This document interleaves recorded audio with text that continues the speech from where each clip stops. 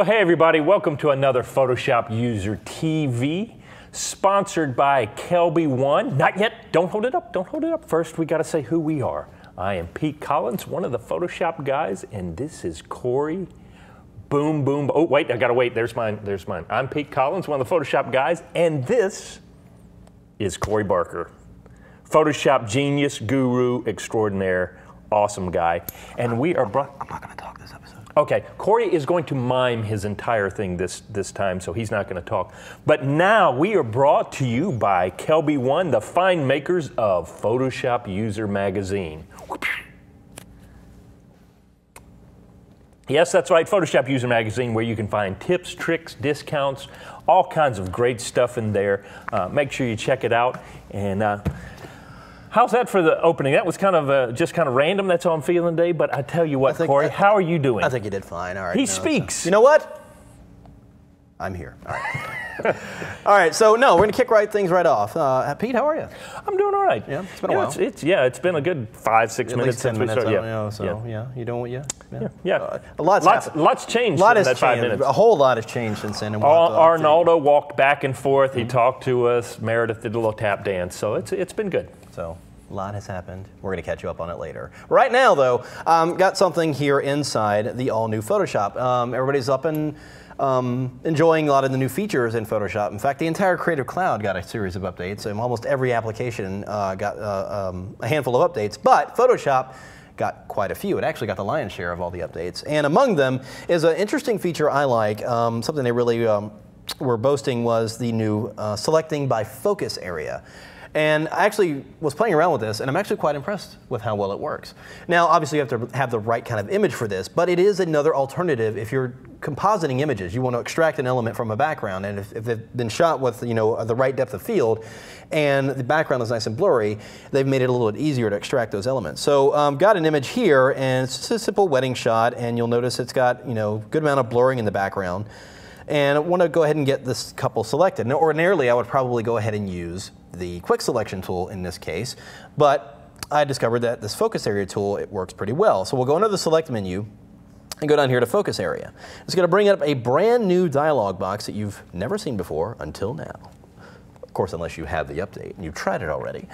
But you can notice it's very similar to the Refine Edge in that it's got a few of the similar features here. In fact, you can access Refine Edge right down here. So it goes ahead and it processes the images and makes a selection based on the initial scan, basically.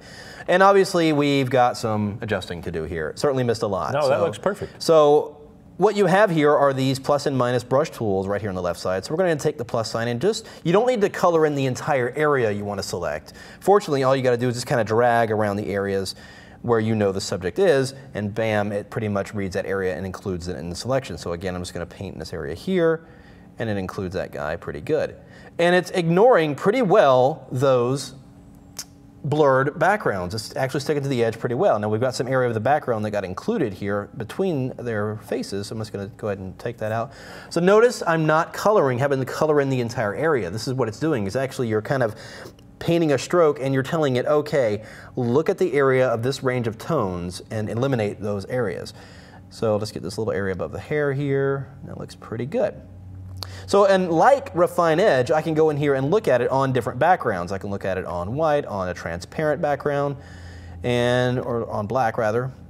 So I can really kind of see the detail that's happening here. So I think I like that. And I can go in here and adjust this in focus range, which kind of like Refine Edge, I like to leave alone. I just want to see if I can get the tools to get the selection right. You know what's funny is I'm glad you did that, because I came in and I'm a slider guy. I immediately started trying to dial in the exact focal range to get it, and it was just clunky. And that made me go, this is just okay, and kind of dumped it off. But I love how I never even used the brush. A lot like when I first started playing around with Refine Edge, I learned a great trick from Joel Grimes in that I would always go in there and adjust that slider like you're saying.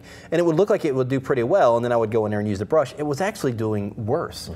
I discovered go in there and adjust those edges first, and then if necessary, go in here and mess with this range and adjust the selection from there. So that way you're actually setting yourself up for more work than you actually should. So after that, I'm going to go ahead into the Refine Edge because there are some areas of hair that we need to adjust here. So again, I'm just going to go and get the Refine Radius tool, and we'll just get a little bit little bit more refined around the hair here, very nice. And we'll just get that area of hair there. Looking pretty good. And I'm just gonna go ahead and make this a new layer with layer mask and go ahead and click OK. And there we have our image nicely extracted. I'm gonna go ahead and turn on the other background because I'm gonna go ahead and do a cool effect here. I'm just gonna go ahead and just remove the color from that background and then change this to color blend mode. And then we've got it blending in that background. So it's kind of a cool effect, but the whole point here is that extraction. It's being able to use that technology to find the more defined areas and get you a much more cleaner selection when you have images like that. So again, it's a specific type of image this works for, but when you have those, remember you have that focus area feature and it's going to give you something pretty good. So I like it. No, that's great. I'm glad. Hey, I learned something. That's why I like doing these shows with you, Corey. Oh, thank you. And so, hey, that's a great tip for us. I tell you what, we're going to take a quick break, and when we come back, I've got a tutorial for you, and we've got some giveaways, so make sure you come right back here at Photoshop User TV. Cool. We all know the difference a great teacher makes. They inspire you, challenge you, and push you to do the things you never thought you could. For creatives, that means you've got to know your tools inside and out, whether it's Photoshop or photography, lighting or Lightroom, InDesign or After Effects. And while there are free videos out there, you have to watch 30 bad ones just to find a decent one. And a lot of times, the techniques are either outdated, complicated, or just plain wrong. What we need is a better way to learn. One that connects amazing teachers with creative people all over the world, 24 hours a day, 7 days a week. A thriving educational community with nothing but the most talented, engaging, and respected teachers in the industry. Then we simplify the whole learning process with short, clear, concise classes. That's exactly what we've created for you right here at Kelby One. Hi everyone, welcome back to Photoshop User TV. I am Corey Barker, and of course I'm with Mr. Pete Collins, and we want to talk to you just for a moment, before we get to Pete, about the Super Bowl of Photoshop World events. Photoshop World is coming up in Las Vegas, September 3rd through the 5th. There you have it right there. Myself, Pete, and a whole host of the best instructors around the world. A plethora Of Photoshop photography knowledge everywhere. And we always have a great time in Vegas. It's a 3-day love fest of everything Photoshop photography, and we just have a lot of fun connecting with everyone. And you can find out more at photoshopworld.com and register now. In fact, is the early bird? should still be good. The early bird should still be good. If you register early, you're going to get a discount. Also going to just be able to be part of the cool kids who register There early. you can see right here, we have before August 5th, you can save, and even before September 5th. Well, no, before September 5th. $144. So a big savings there, so be sure to check that out. $104. Yeah. Math, Is it? not my strength. No. There you have it, Pete. And of course, in addition to Photoshop World, we have the pre-con day, which is the day before the keynote. We have a whole load of workshops. I'm teaching one, in fact, you have one, and a whole bunch of other instructors have really. And they're concentrated workshops. They're like 4 or 5 hours long, and these are very focused workshops. So be sure to check those out as well. With that, we're going to turn things over to Mr. Pete because he has more. You don't even know what I'm doing, so don't even try to pretend you know what I'm doing. Bob Ross is turning over in his grave right now because he did not paint those happy mountains. Oh, by the way, I did not, but I did come up with some great happy cloud brushes that I may do eventually, but not today. Today I wanted to talk about lighting because I do oversee the Pixel Fight Club over on Kelby One website for the members. But when you're doing compositing, one of the big things you need to pay attention to is lighting and shadows, and it will get a lot of people, or if you're drawing or painting or whatever, you need to pay attention to how the light works. And so I wanted to show you kind of a tip technique to make sure that you get your shadows right. If we take a look at my screen, I'm in the stages of building this up. I'm creating kind of a matte painting of this castle that I talked to you guys last week about adding the water using the plug-in, the flood plug-in. If you haven't seen that, go back and check it out. I'll give you a discount for that. But so I've just started to sketch in, and I'm building up this castle in here that I'm going to place in here. Now the whole thing is I need to make sure that I get the lighting right to go with the rest of the scene. And so what I'm going to do is I'm going to give myself some guides that will help me. And if you will do this, it'll make your lighting and your shadows that much more effective. What I'm going to need to do is I'm going to need to trace out where the shadows fall. As a matter of fact, I'm going to hide all that. And to do this, I'm going to need a little more space here. So I'm going to take and zoom out. I'm going to hit my crop key, C, and I'm just going to open this up a little bit more. I'm going to hit return. And this is just so I can have some extra room to play with. As a matter of fact, I'm going to do this just because I like to be able to see things clearly. Here's a good tip, just real quick. A lot of people don't realize is that you can use the crop tool not just to crop down images, but expand your canvas area. A lot of people don't realize you can do that. Yep, I started, if you want me to go back, I just started with the crop. Tip, I just clicked on it, and then I just grabbed the corner and pulled it out. Now, if you haven't been aware of the updates to this, make sure, almost all the time, I make sure that delete crop pixels is not checked. If I keep this checked on, it will act like the old crop. Everything will disappear if you crop it, and it'll never be there to be reused again. Whereas if I make sure that's toggled off, let's say I came in and I cropped something like that, and then I initiated the crop there, I applied it, well, and I didn't like it, I can simply crop again, click in there, and I can resurrect those crop pixels. They haven't disappeared, whereas if I click that on, they're gone forever. Okay, so that was a little side note there.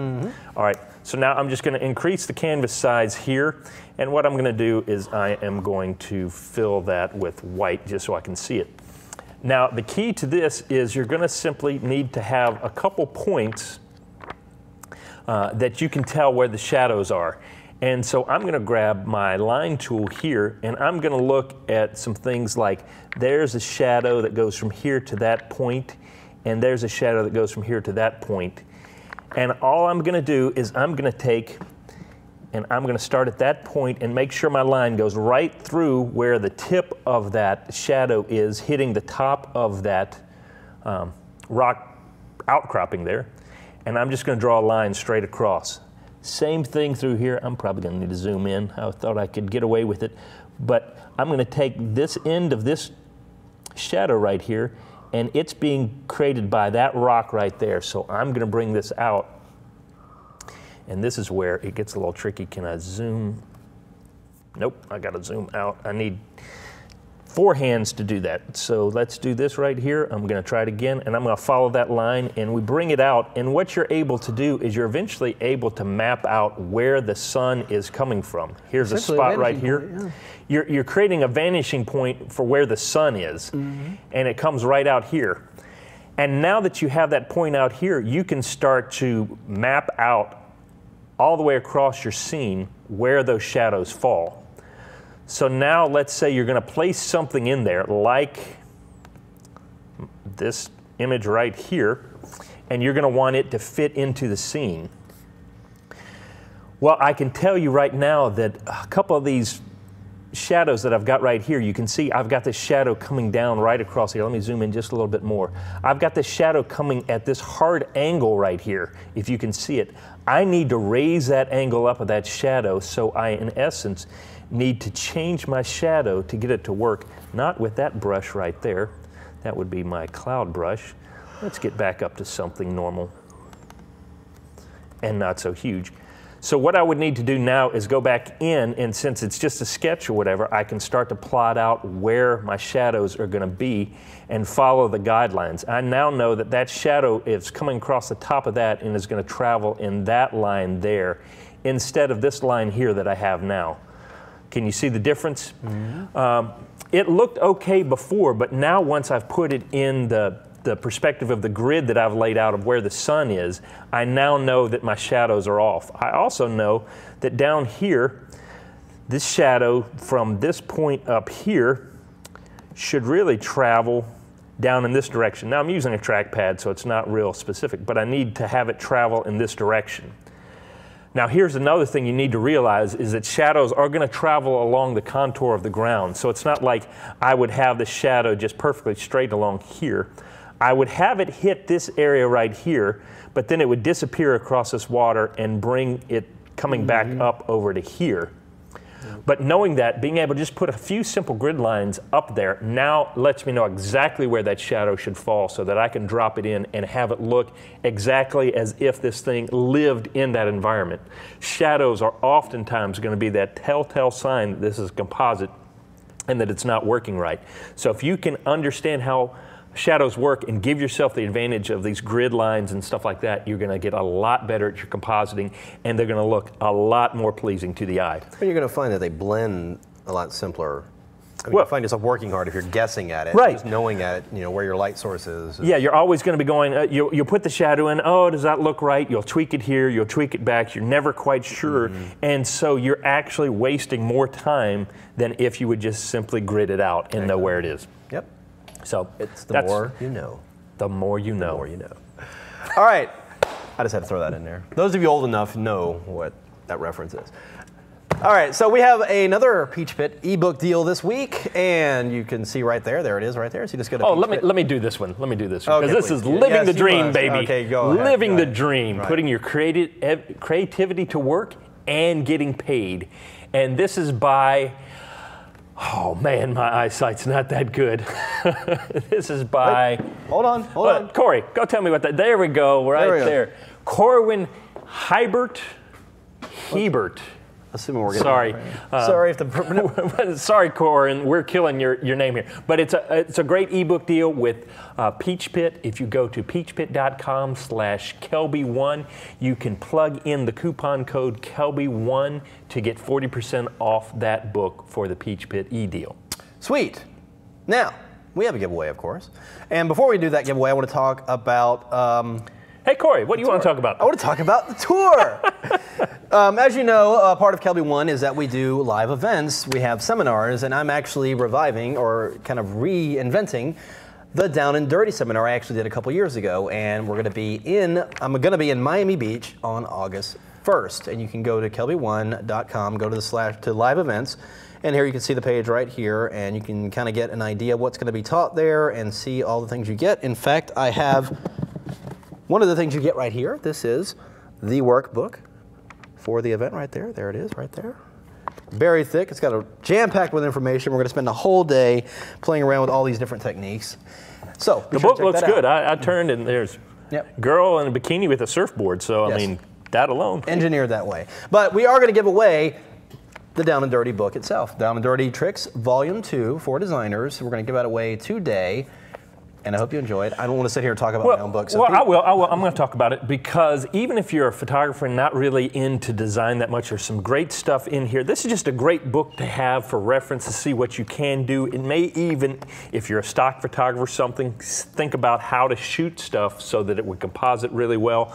Also, a great gift for somebody that's a designer or whatever. This is a phenomenal book. Buy both of them.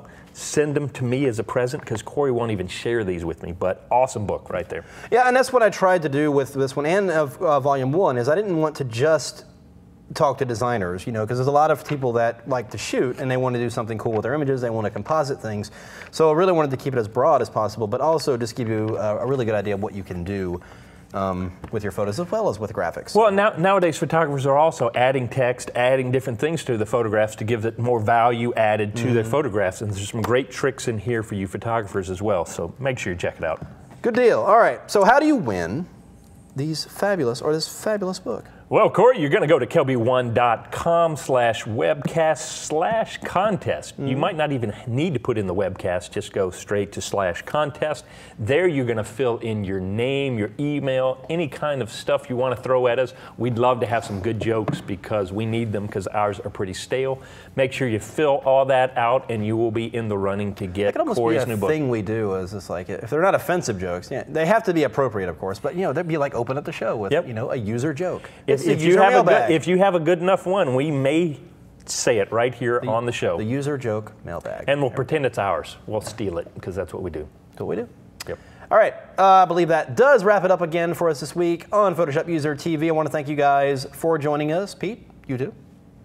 You're going to finish up that drawing, right? Because you got some really cool things happening there. I'm curious to see it all. Yeah, I'm going to bring in ships and all kinds of stuff and flags and all that good stuff. And of course, he will probably have it posted on his Facebook page. Where is that page, by the way?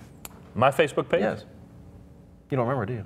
PeteCollins.com / I don't know. You can go to my website, PeteCollins.com. That's the portal. You can find me there. You can do all kinds of stuff. You can go to my G+. It's PeteGplus.com. Exactly. Same thing here. It's CoreySBarker.com, and you've got all my social stuff on there as well. So tend to post things that we do on the show or finish up on the show on our Facebook and website pages. So be sure to check those out. So until next time, bye, guys. Pete and myself, we'll see you guys later. Bye-bye.